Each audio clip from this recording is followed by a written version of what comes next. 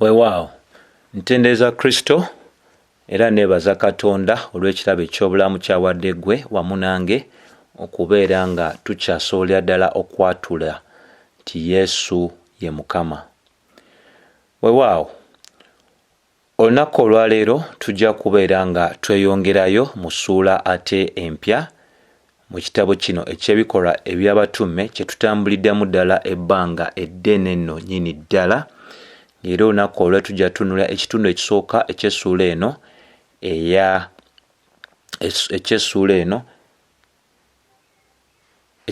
eno ey'okumeka eya 24 olunya olusooka paka olw'omwenda nga tutunuulira kye tuyita obulimba obwa Terutuulo eri Pawulo. Obulimba bwa Terutuulo eri Pawulo. Nti bwe tuba nga twekkaanyiza ebyawandiikibwa bino nga bwe tugenze maaso nga n'okubeera nga tusomesa, kikulu nnyo ffe okuba nga tutegeerera ddala nti omubuulizi talina buyinza bwonna buggusa nsonga owatali kusoma kw'ekyawandiikibwa. So nga bwe ndaze mu masomo gonna era ne kaakati bwe guli nja kusoma ekyawandiikibwa ate tukinnyonnyole ate oluvannyuma nga bwe tutegeera n'engeri gye tusobola okubeera nga tuyiga okuva mu bino wammanga n'engeri gye tusobola okuba nga tubikozesa mu bulamu bwaffe. Kikulu nnyo okutegeera nti olunya olusooka lutandika nga lugamba ennaku bwe zaayitawo 5 kabona asinga obukulu Ananiya n'aserengeta n'abakadde abamu n'omuntu omwogezi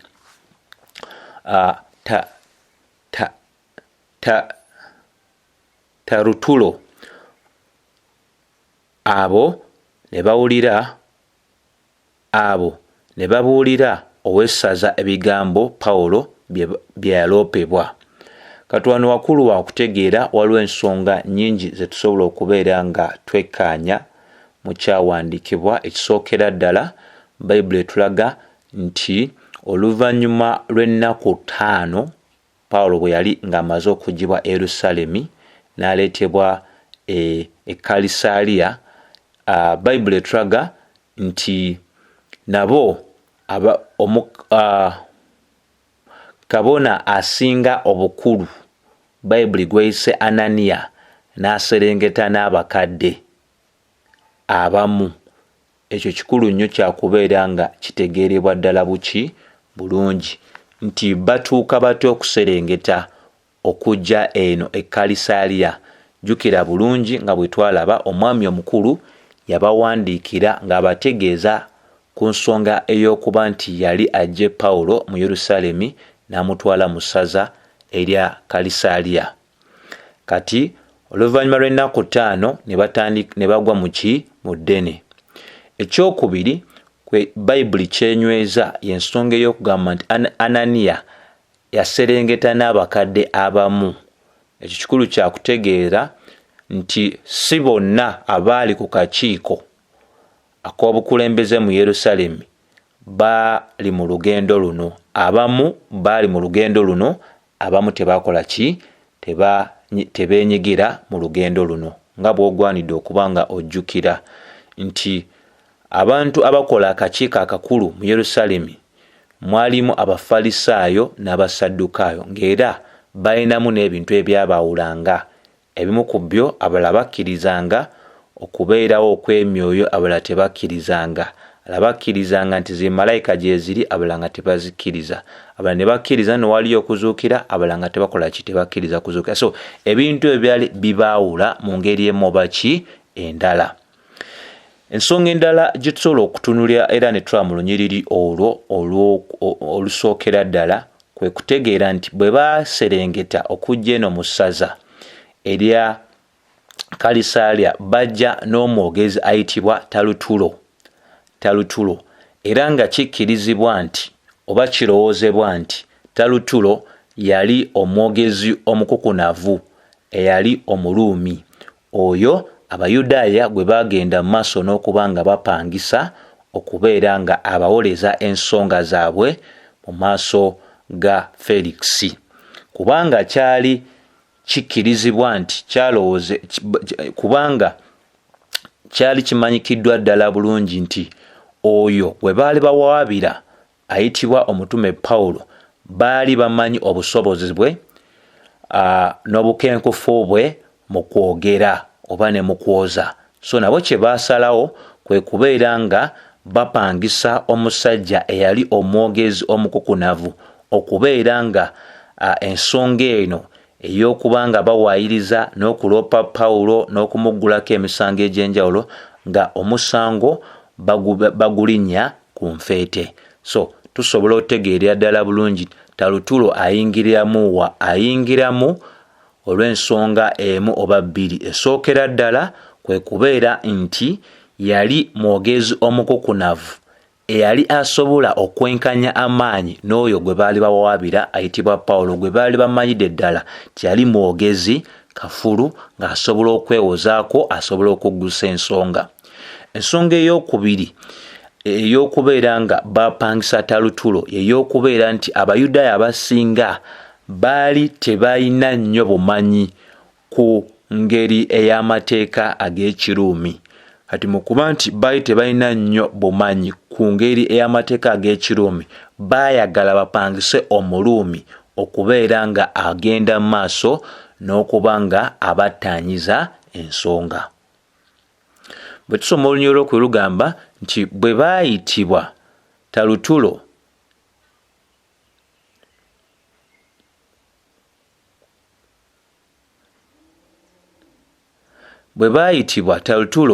n'atandika okumuloopa ng'agamba nti kubanga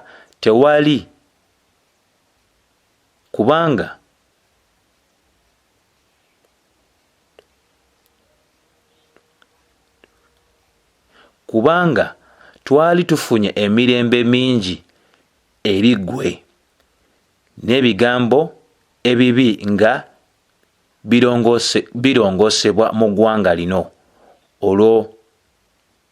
olw'okulabirira kwo.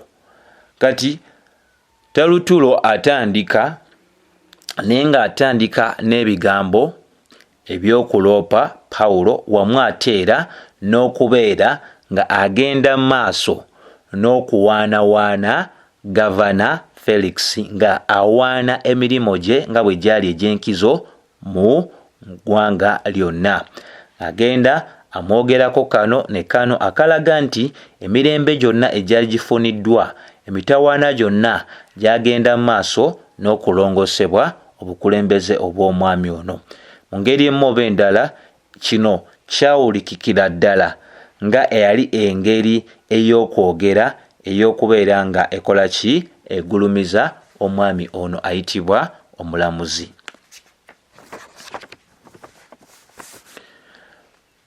Era kyali kigenderere okubeera nga Terutuulo yatandika nga bwe yatandika era ye ensonga lwaki yali agenze mu maaso n'okubeera nga yagenda mu maaso n'okuba nga apangisibwa Abayudaaya nga mu kwogera kwe kwali kujjudde okuwaaniriza wamu n'obuki n'obulimba okuba nga wangula omutima ogw'oyo eyali omulamuzi.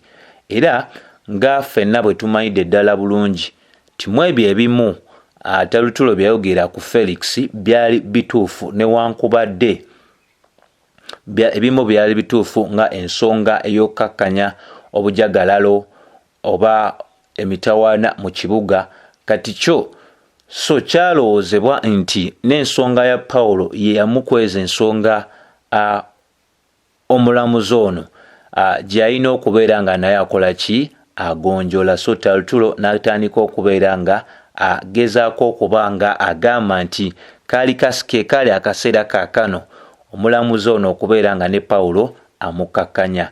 Leffe tulina okuba nga tujjukira nti engeri eno ey'okuwaaniriza aboonoonyi Mukama waffe Yesu Kristo tagikkiriza. Omwonoonyi tagwanidde kuwaanibwa, omwonoonyi agwanidde okubuulibwa ekibi kye era agwanidde okubuulibwa okwenenya, kuba Katonda alagira ffe ffenna abantu bonna abali mu kwonoona okwenenya oba ne bakyuka ne baleka amakubo gaabwe ag'okwonoona ne bagoberera Mukama waffe Yesu Kristo. Kati ono Terutuulo awaaniriza n'okubeera nga ayogera ebigambo ebisendasenda, ono ayitibwa omulamuzi. Kubanga jjukira Matayo 7:13-18 etutegeereza ddala nti ekkubo ery'obulamu obutaggwaawo funda nnyo nnyini ddala era batono abaliraba, era n'obulamu obw'ekkubo eryefunda si bulamu bwangu wabula n'obulamu buzibu. So bwe tubeera nga tusisikanya omuntu omwonoonyi, omuntu ateenenyanga, omuntu atalokokanga, tetugwanidde kubanga tumuwaaniriza okubeera nga abaako ekirungi kyenyumirizaamu. Tugwanidde okubanga tumulaga Katonda waffe yaani mu butuukirivu bwe n'obutukuvu bwe, ate n'omukuba nti alamula era asala omusango eri abo bonna aboonoonyi.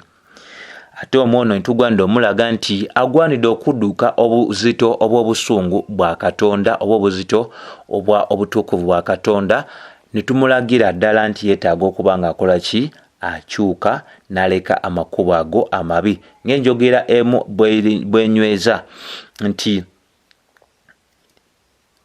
nti kibeera kyakwagaliza kufa n'eggeyeena ffe bwe tugenda mu maaso n'okuwaanawaana abantu abatannaba kwenenya bibi byabwe. Era ensonga y'emu eyo gy'olaba Terutuulo gy'ali agenda mu maaso n'okuba ng'akola. Ate era mu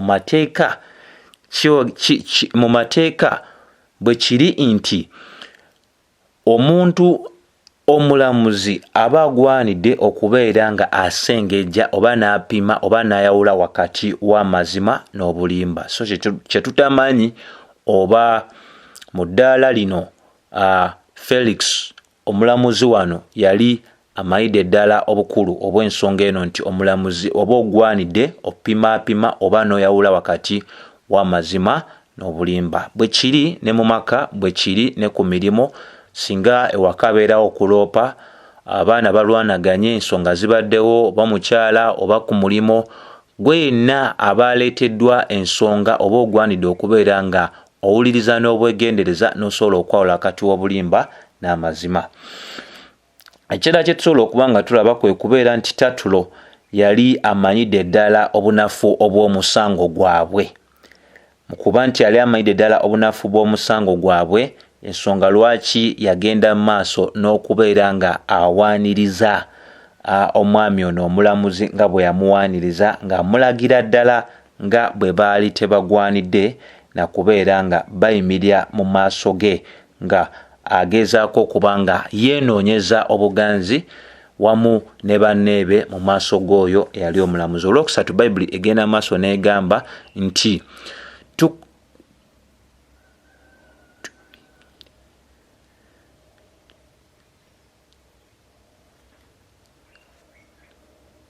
tukubiriza ennaku zonna ne mu bifo byonna Felix omulungi ennyo n'okwebaza kwonna.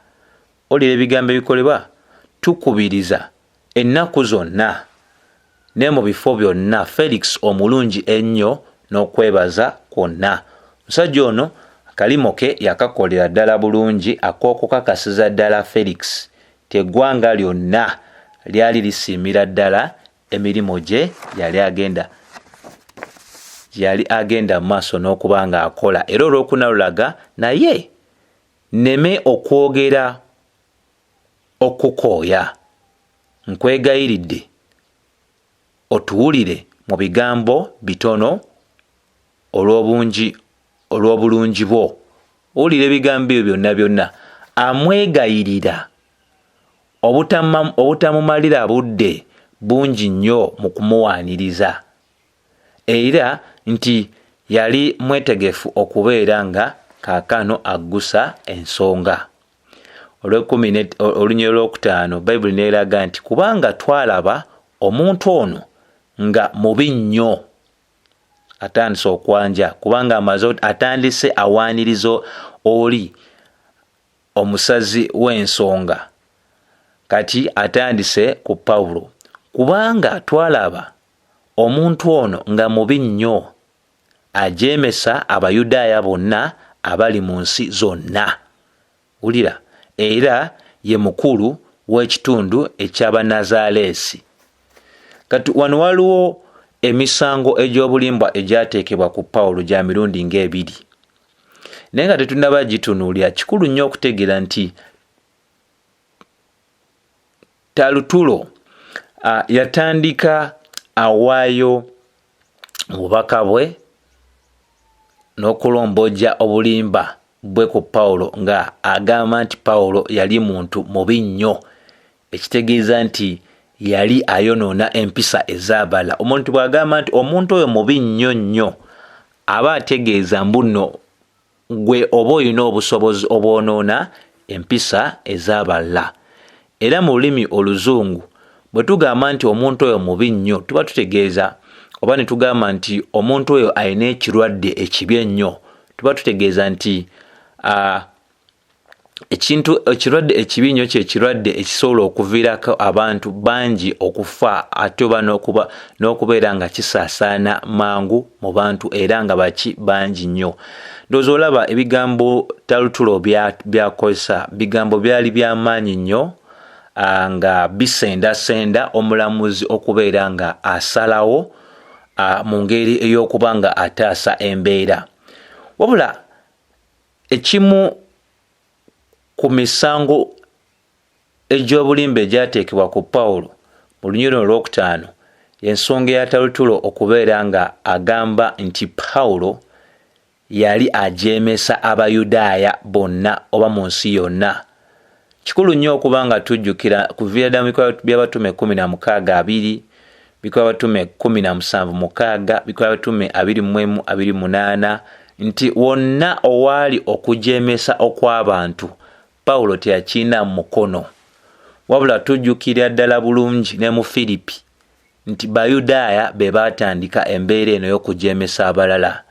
Bwe tugenda mu Basesalonika era be baatandika. Bwe tugenda e Yerusaalemi mu Bikolwa by'Abatume 21:8 bo bennyini be baatandika. N'ekikulu ate era okutegeera erifa abayiga nti bwe kityo bwe kibaddenga nti abaweereza ba Katonda bateekebwako nnyo omusango ogw'okubeera nga bajeemesa abalala oba nga baleeta emitawaana mu nsi mwe baba bali. Ebigambo ebyo bye bimu ebyayogerwa ku Pawulo byali byayogerwa dda ku Mukama waffe. Ekyo kyakuyiga enno gye tuli nti bwe biba bizze tetulina byewuunya. Bwe tuba twogeddwako mu ngeri embi tetulina kwewuunya kubanga abaatusooka bannabbi byaboogerwako. Mukama waffe bwe yajja byamwogerwako, abatume bajja byaboogerwako. Kati gwe Mukristaayo kinnoomu bw'onaaba olwanirira obulungi, bw'onaaba olwanirira okukola obulungi n'ebisigadde ebizimba, era tojja kubulayo bantu bakutemako bakuteekako ensonga ezaki ez'enjalo. Naye tujjukire nti ne Peetero ekisooka essula 2 olunyiriri 12 etutegeereza ddala bulungi okuba nga twekuuma nga tuli mu nsi eno, okutambula nga tuli beegendereza, nga ne tuba tuwongeddwako ebintu ebyobubi tusigale nga tukola ebyo ebirungi ate ebikkirizibwa, era wajja kubeerawo abasobola okukakasiza ddala nti ebitwogerwako bya bulimba. So Bayibuli etuteekateeka nti bwe banga byatuuka ku Mukama waffe Yesu Kristo, ate biyinza bitya obutatuuka ku ffe. Ensonga endala y'obulimba yateekebwa ku Pawulo y'ey'okugamba nti Pawulo ye yali omukulu ow'ekitundu eky'Abanazaaleesi. Obwo bwonna bwali bulimba kubanga tumanyidde ddala bulungi ekyamwogezwako nga ebamwogerako ekyokubeera nti yali abuulira enjiri eya Mukama waffe Yesu Kristo. Ne Pawulo yali takulira kabinja oba ekitundu, kubanga bw'oyogera ku Banazaaleesi tugwanidde okujjukira nti ekibuga Mukama waffe mwe yakulira kyayitibwanga Nazaaleesi, era ensonga lwaki yali ayitibwa Omunazaaleesi. Abakkiriza Kristo Yesu baayitibwanga Abanazaaleesi. Bw'oba ojjukidde bulungi Bikolwa by'Abatume essula 22 olw'omusanvu n'olw'omunaana, Mukama waffe bwe yalabikira Pawulo yamaliza ng'amugamba nti oyigganya nze Kristo Yesu Omunazaaleesi. Era Pawulo okubuulira kwe okw'enjiri eya Mukama waffe Yesu Kristo, bano baamaliza nga bagamba nti yakuulira ekitundu ekya Banazaaleesi. Baamuteekako ebigambo bingi nnyo nnyini ddala, kubanga abakristaayo mu Buyudaaya baayitibwanga Bannazaalesi. Ne Pawulo tyavangayo, talina we yava n'agamba yali akulira ekitundu ekyo. Yali mubuulizi ataasirikanga. Kati ekyobutasirika kwe baamaliza nga bagamba nti yali akulira ekitundu ekyo. Bw'otunuulidde olw'okumeka, olw'omukaaga n'olw'omusanvu nazo ziragira ddala ebintu ebirala ebyobulimba ebyateekebwa ku Pawulo. Olw'omukaaga lugamba yagezaako okwonoona yeekaalu. Ffenna tugwanidde okujjukira bulungi Ebikolwa by'Abatume 21:28 Pawulo bwe yali agenze okubaako obulombolombo bw'atuukiriza, si yatandika embeera ey'okuba nga aleetera okwegunga okwaliwo mu Yerusaalemi, wabula Abayudaaya abaali baava mu Asiya be baagenda mu maaso n'okuba nga bagamba nti yali aleese n'Abayonaani mu weema. Pawulo ky'ataakola kuba baali bamulabako n'omu ku Bayonaani naye teyabaleeta mu kifo ekyo ekya weema. Era tukkirize nti kino eky'okugamba mbuno yagezaako n'okwonoona yeekaalu tebakinnyonnyola bulungi yakikola atya eri Felix, kuba ne Felix yennyini yali teyali mukomole, so tebannyonnyola mazima gonna gakwata ku nsonga eyo. N'ate Ebikolwa by'Abatume essuula eya 21:31 eraga nti ekigendererwa kyabwe baali baagala kukola kumutta. Olw'omusanvu lulaga nti naye omwami omukulu Lusiya n'ajja n'amutuggyako mu mikono gyaffe n'amaanyi mangi. Ye yamutaasa okuva mu mikono gyabwe kubanga bo baali bagenderedde mutta. 21:31 olwaki okuva mu Bikolwa by'Abatume. Embeera yalwo tebannyonnyola mazima gonna nti ffe twali twagala kutta musajja ono. Lusiya bwe yajja yamutaasa. So osobola okulaba nti ensonga yonna eyaleetebwa ku Pawulo, ebigambo ebyokuloopa, ebigambo ebyokuwayiriza ebya Terutuulo eri Pawulo, byonna byali bya bulimba, tebyalina musingi. Olw'omunaana lugamba nti bwe yalagira abamuvunaana okujja gy'oli,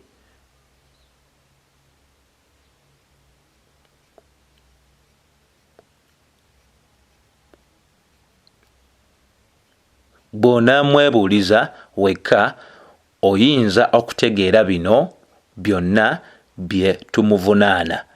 Balagira ddala nti bye boogera byalimu ensigo oba byalimu omulamwa. So ne basaba Felix okubeera nga ye yennyini agenda mu maaso n'okumwebuliza. Okwebuliza wano tekwali kwa kubeera nga bamucunya oba bamukuba emiggo kubanga yali Muruumi, naye baayagala nti naye ayanukule eri ebyo bye baali bamuvunaana olw'omwenda. Era Abayudaaya ne bamuloopa bumu nga bagamba nti bwe bityo bwe biri. So kiraga gwe baali bapangisizza n'abamupangisa bonna ne bagatta eddoboozi ewamu.